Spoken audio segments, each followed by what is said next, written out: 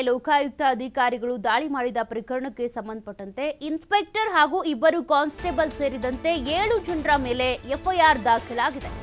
ಬೆಂಗಳೂರು ಲೋಕಾಯುಕ್ತ ಕಚೇರಿಯಲ್ಲಿ ಎಫ್ಐಆರ್ ದಾಖಲು ಮಾಡಿಕೊಂಡಿರೋದು ಲೋಕಾಯುಕ್ತ ಅಧಿಕಾರಿಗಳು.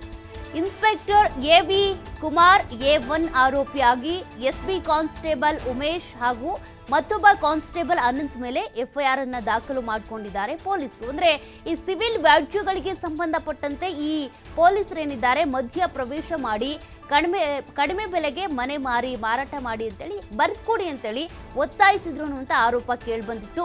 ಇದಕ್ಕೆ ಸಂಬಂಧಪಟ್ಟಂತೆ ಒಟ್ಟು 7 ಜನರ ವಿರುದ್ಧ ಎಫ್ಐಆರ್ ದಾಖಲಾಗಿರೋದು. 3 ಸರ್ಕಾರಿ ನೌಕರರು, 4 ಖಾಸಗಿ ವ್ಯಕ್ತಿಗಳ ಮೇಲೆ ಎಫ್ಐಆರ್ ದಾಖಲು ಮಾಡಿಕೊಂಡಿದ್ದಾರೆ ಲೋಕಾಯುಕ್ತ ಅಧಿಕಾರಿಗಳು. ಚೆನ್ನೇಗೌಡ ನೀಡಿದಂಥ ದೂರಿನ ಆಧಾರದ ಮೇಲೆ ಎಫ್ಐಆರ್ ದಾಖಲು ಮಾಡಿಕೊಂಡಿರೋದು ಲೋಕಾಯುಕ್ತ ಪೊಲೀಸರು. ಹಾಗಾದ್ರೆ ಏನಿದು ಪ್ರಕರಣ? ಯಾತಕ್ಕಾಗಿ ಪೊಲೀಸರು ಹಾಗೂ ಖಾಸಗಿ ಅಧಿಕಾರಿಗಳ ಮೇಲೆ ಎಫ್ಐಆರ್ ದಾಖಲು ಮಾಡಿರೋದು ಲೋಕಾಯುಕ್ತ ಅಧಿಕಾರಿಗಳು?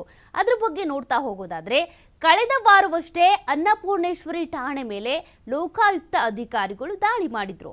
ಹೋಟೆಲ್ ಮೇಲೂ ಕೂಡ ದಾಳಿ ನಡೆಸಿ 4ರನ್ನ ವಶಕ್ಕೆ ಪಡ್ಕೊಂಡು ವಿಚಾರಣೆ ನಡೆದಿತ್ತು. ಕಡಿಮೆ ಬೆಲೆಗೆ ಬಿಲ್ಡಿಂಗ್ ಬರ್ಕೊಡೋದಕ್ಕೆ ಅಂತ ಒತ್ತಡ ಹಾಕಿದ್ರು ಕಾಕಿ. ಇದು ಸಿವಿಲ್ ವ್ಯಾಜ್ಯಗಳು, ಇದರಲ್ಲಿ ಇವ್ರ ಮಧ್ಯ ಪ್ರವೇಶ ಮಾಡಿದ್ರು. ಹೋಟೆಲ್ ಒಂದರಲ್ಲಿ 2 ಕಾನ್ಸ್ಟೇಬಲ್ಗಳಿಂದ ನಡೆದಿದ್ದಂಥ ಡೀಲ್ ಇದಾಗಿತ್ತು. ಈ ವೇಳೆ ಲೋಕಾಯುಕ್ತ ಪೊಲೀಸರ ಟ್ರ್ಯಾಪ್ ಕಾರ್ಯಾಚರಣೆಯ ಸಂದರ್ಭದಲ್ಲಿ ಇವ್ರು ತಗ್ಲಾಕೊಂಡಿದ್ರು. ಅಲ್ಲದೆ ಮನೆಗೆ ನುಗ್ಗಿ ಧಮ್ಕಿ ಹಾಕಿದ್ರ ಬಗ್ಗೆ ಕೂಡ ವಿಡಿಯೋ ಬಿಡುಗಡೆ ಆಗಿತ್ತು. ಇದೀಗ ಎಫ್ಐಆರ್ ದಾಖಲು ಮಾಡಿಕೊಂಡು ತನಿಖೆಯನ್ನ ಚುರುಕುಗೊಳಿಸಿದ್ದಾರೆ ಲೋಕಾಯುಕ್ತ ಪೊಲೀಸರು. ಸಿಎಂ ಮೆಡಲ್ಗೆ ಆಯ್ಕೆಯಾಗಿದ್ದಂಥ ಇನ್ಸ್ಪೆಕ್ಟರ್ ಎವಿ ಕುಮಾರ್ ಮೇಲೂ ಕೂಡ ಈ ಒಂದು ಆರೋಪ ಬಂದಿರೋದು. ಲೋಕಾ ದಾಳಿ ಬಳಿಕ ಈ ಪದಕ ವಿತರಣೆ ಏನ್ ಮಾಡಿದ್ರಲ್ಲ, ಆ ಕಾರ್ಯಕ್ರಮಕ್ಕೆ ಗೈರಾಗಿದ್ರು ಇನ್ಸ್ಪೆಕ್ಟರ್. ಅಂದ್ರೆ ಇವರು ಕೂಡ ಇದರಲ್ಲಿ ಶಾಮೀಲಾಗಿತ್ತು. ಹಾಗಾಗಿ ಇವರಿಗೇನು ಸಿಎಂ ಮೆಡಲ್ ಕೊಡಬೇಕು ಅಂತೇಳಿ ಡಿಸೈಡ್ ಮಾಡಲಾಗಿತ್ತಲ್ಲ, ಆ ಕಾರ್ಯಕ್ರಮಕ್ಕೆ ಇವರು ಬಂದಿರಲಿಲ್ಲ, ಗೈರಾಗಿದ್ರು, ಹಾಜರಾಗಿರಲಿಲ್ಲ.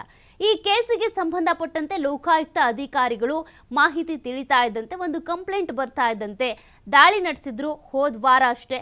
ಅದರ ನಂತರ ಆಗಿರುವಂಥ ಡೆವಲಪ್ಮೆಂಟ್ಸ್ ಇದು. ಒಟ್ಟು 7 ಜನರ ವಿರುದ್ಧ ಎಫ್ಐಆರ್ ದಾಖಲಾಗಿದೆ. ಅಂದರೆ ಪೊಲೀಸರು ಅಂತ ಬಂದಾಗ ಕೆಲವ್ರು ನಿಷ್ಠಾವಂತರಿರ್ತಾರೆ, ಇನ್ನು ಕೆಲವ್ರು ಲಂಚ ಪಡ್ಕೊಳ್ತಾರೆ, ಬೆದರಿಕೆ ಹಾಕ್ತಾರೆ, ಧಮಕಿ ಹಾಕ್ತಾರೆ.